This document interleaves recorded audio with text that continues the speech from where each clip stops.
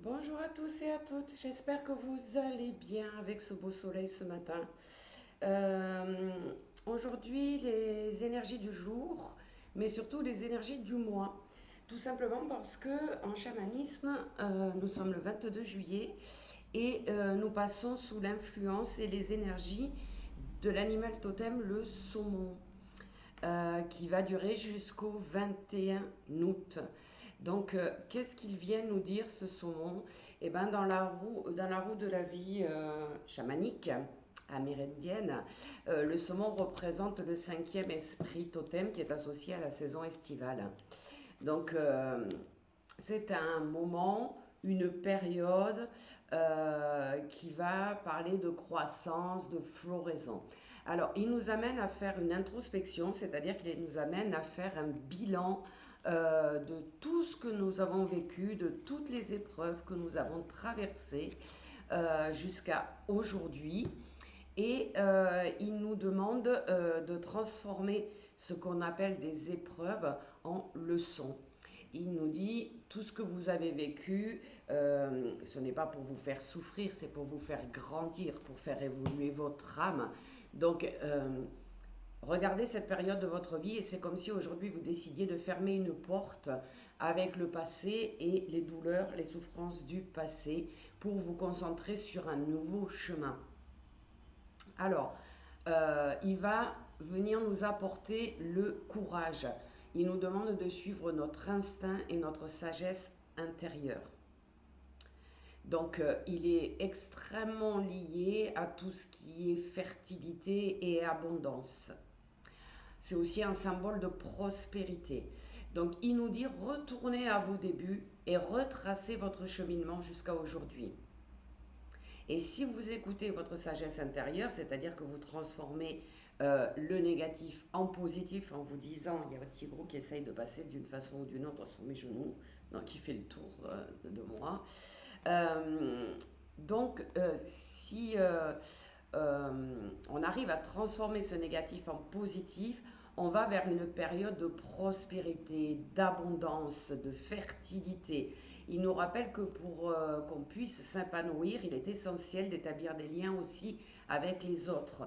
Alors, depuis quelque temps, depuis le Covid, on sent bien que les gens ont du mal à communiquer entre eux, qu'il y a moins de complicité, moins de solidarité, on est devenu un petit peu individuel. Et bien, on nous demande de changer ça et d'aller vers la communauté, de renouer avec nos amis, de renouer avec notre famille, de sortir d'échanger, de communiquer.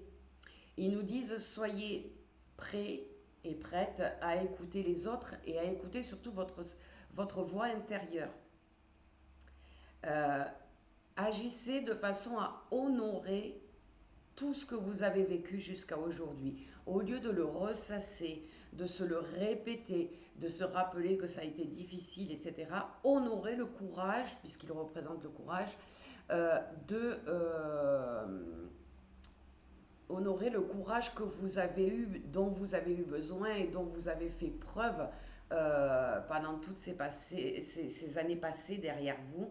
Alors c'est vrai que quand on vieillit un peu, on a un petit peu marre de se battre, d'être toujours dans l'adversité, qui est toujours quelque chose de négatif qui nous arrive. Et on a vraiment envie parfois alors pas lâcher prise parce que le lâcher prise est très positif, mais de baisser les bras. On vous dit c'est pas le moment, bien au contraire. Suivez vos sentiments authentiques, acceptez toutes les expériences de vie que vous avez traversées. Ça a fait de vous la personne que vous êtes aujourd'hui. Donc il est en train de nous remotiver, de nous dire la vie est belle. Euh, Arrêtez de la massacrer quelque part, arrêtez de ne vous concentrer que sur du positif. Il est important de revenir aux sources pour comprendre aussi peut-être maintenant avec le recul pourquoi on a vécu ces épreuves avant. Souvent on peut dire j'ai vécu ça, oh là là, c'était pas facile, j'ai cru que je m'en sortirais pas. Mais en fait, je me rends compte maintenant que si j'avais pas vécu cette épreuve-là, eh ben, j'en serais pas où j'en suis aujourd'hui. Donc, restez positif. Au lieu de baisser les bras, j'ai envie de dire, relevez-vous. Au lieu de vous isoler, pardon, ouvrez-vous aux autres, partagez. euh, j'ai envie de dire, retrouvez votre joie de vivre. Le saumon, avant de mourir, il remonte toujours le courant jusqu'au lieu où il est né, où il est apparu. Eh bien, faites de même. Faites comme une autobiographie qui va vous permettre de vous retourner à la source. Il est le lien, hein, entre le spirituel et le terrestre. Et là, c'est un message d'espoir. Je ne sais pas si vous avez regardé sur les réseaux, alors moi je ne parle pas beaucoup de politique, mais il y a des groupes qui sont en train de mettre en place des choses pour refuser les nouvelles euh, comment dire, sentences, les nouvelles restrictions qu'on veut nous mettre, tout ce qui se passe, toutes les annonces de notre très cher Premier ministre. Donc on est en train de se regrouper, de dire maintenant, ça suffit.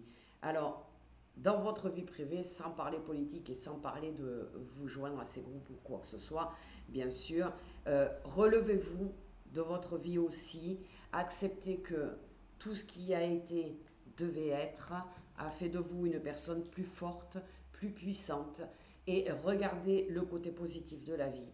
Concentrez-vous uniquement sur le positif, et encore une fois, si vous vous êtes un peu renfermé sur vous-même, eh bien, ouvrez-vous, communiquez, festoyez, j'ai envie de dire, retrouvez cette joie de vivre que l'on a eue à un moment donné de notre vie et qui peut-être aujourd'hui s'est un peu éteinte.